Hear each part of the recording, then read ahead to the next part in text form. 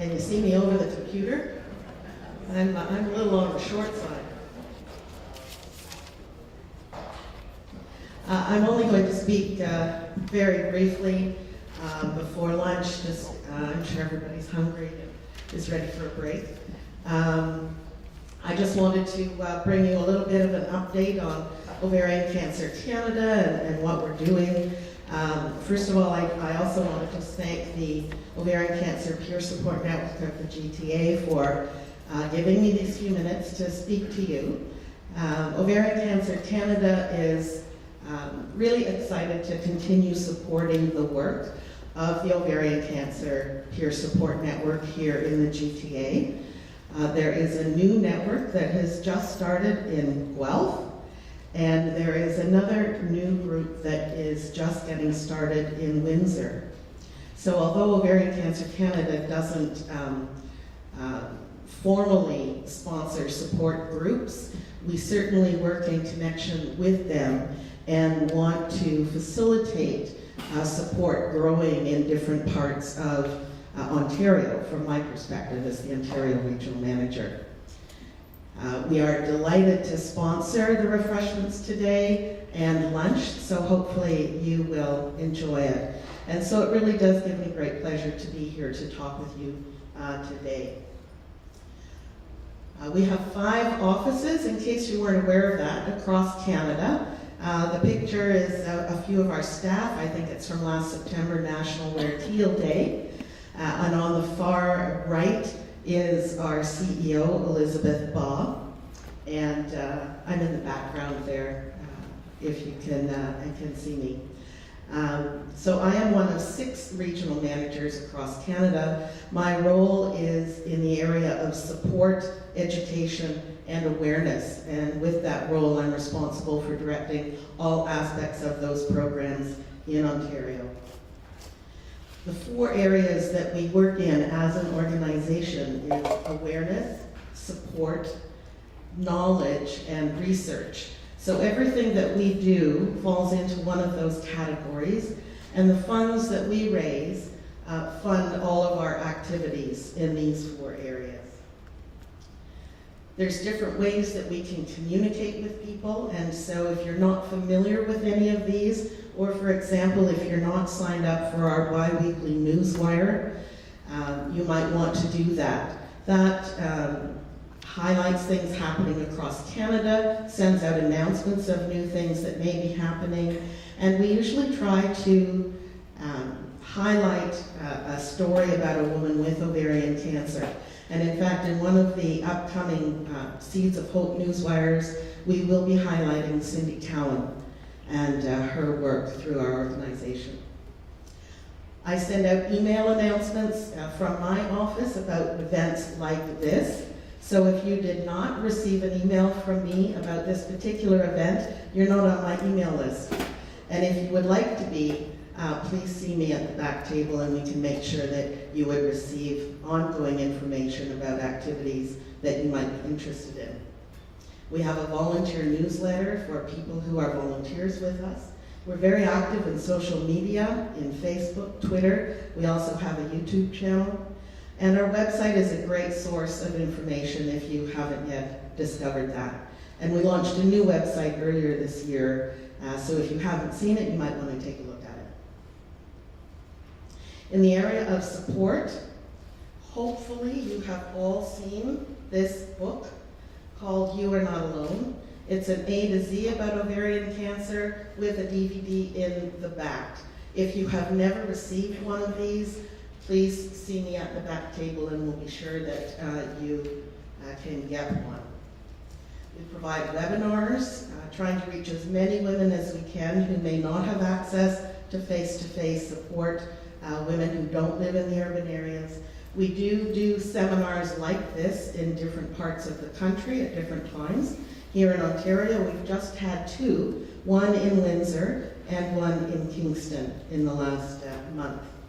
We also have a partnership with Cancer Chat Canada. So for women who can't attend face-to-face support groups or don't have anything local like that, they can go online and be part of an ovarian cancer support group that is facilitated through Cancer Chat Canada. And again, there is also website support, email support, telephone support. I get emails and phone calls all the time, and I invite you to call me at any time if you have questions or are looking for information. In terms of knowledge, Helen mentioned the Knowledge is Power program, and this is a 1-hour seminar that's designed for the well public to raise awareness about ovarian cancer. We've heard the need for that. And to let women know about this important information, to talk about symptoms and particularly risk factors around the disease. And so we do train volunteers to present this in their local communities. We also have education programs for family doctors, and Helen mentioned the Survivors Teaching Students program.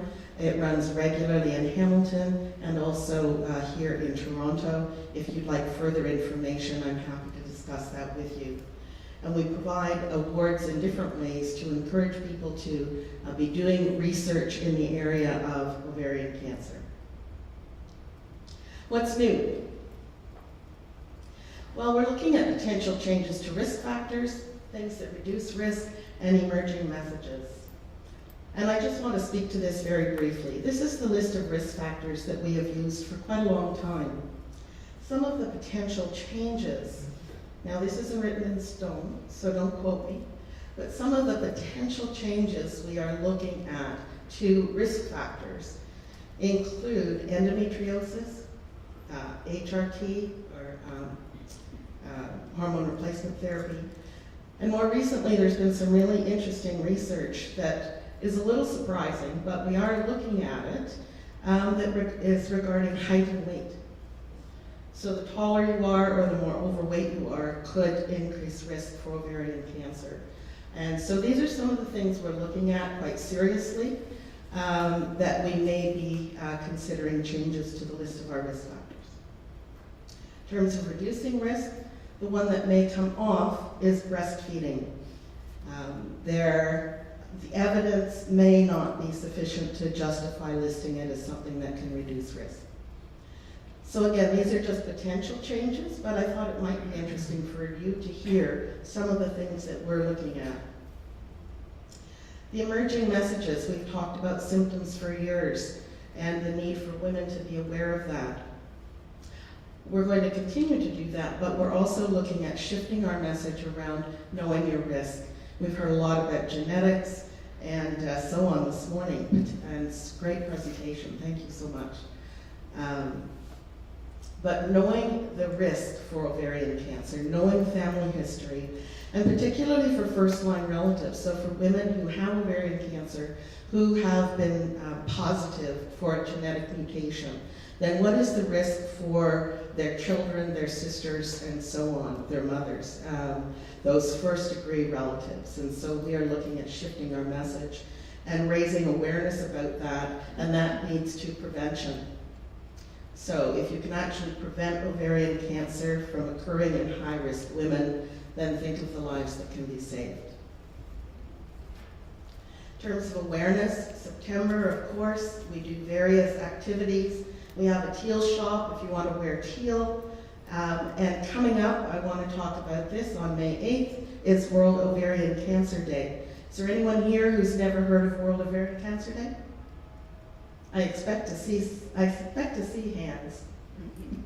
This is just the second year, and it's very exciting. It's 28 different ovarian cancer organizations from 18 countries around the world who came together last year to launch World Ovarian Cancer Day. This is a huge initiative to raise awareness as far and as wide as we can go. And so on May 8th, we are asking people, that's Toronto, we are asking people to go to, ovariancancerday.org. There is a pledge there. We're asking people to sign a pledge to help us raise awareness about this disease. And if you sign the pledge, you will be sent an email the day before, on May 7th, that you can then forward to at least 5 people that you know. And so this is our call to action internationally. We have cards on the back table about World Ovarian Cancer Day. We have buttons. So please pick up a button and a card and think about who you can send this email to raise awareness about ovarian cancer. We're also asking people to wear teal and take pictures and post them on Facebook. And here in Toronto, we're going to blitz 6 subway stations during the morning rush hour. There will be breakfast at OCC for people who join us at 7:30 a.m. to do that. We are also hosting an open house in our OCC offices over lunch hour. And the evening of May 8th, check out the CN Tower because it will be lit up in teal. So we're excited about that. So May 8th is a day to raise awareness, not just in Toronto, not just in Ontario or Canada, but around the world. And I hope you will join us, and even in some small way, to do that. And just very quickly, we have funded over $5 million in research in a variety of ways. Our biggest fundraising event is the Ovarian Cancer Canada Walk of Hope. That is coming up on Sunday, May 7th. And I also have cards about that at the back table. It's a really fun day. It's 5K. People bring strollers, children, dogs, and it's a really fun day to be together. Last year, we launched the Expedition of Hope, and 15 people climbed Mount Kilimanjaro to raise money for us, and this is a picture from the top of the mountain. This year, we're going to Machu Picchu in Peru, so if you've ever had a desire to climb Machu Picchu and do that trek, maybe this is your year to do it, because it's for a very good cause. Maybe you want to get involved, maybe you've heard about some activities that you would like to connect with. There's lots of ways to do that, and in terms of volunteering, that may be something you would like to do as well. So any way you would like to raise awareness, educate the general public or healthcare providers, raise funds, or volunteer, I'll be happy to talk with you. And thank you again for this time, and I hope you enjoy lunch.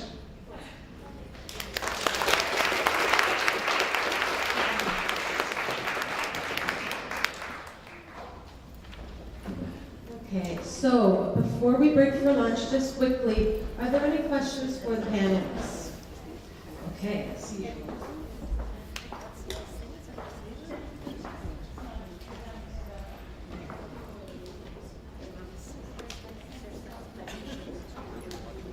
Question from Mrs. Martin. You were talking about the precision radiation treatment Hamilton. I'm sorry, I missed the first part. Precision radiation treatment. Oh, the Hamilton? stereotactic radiosurgery. Right.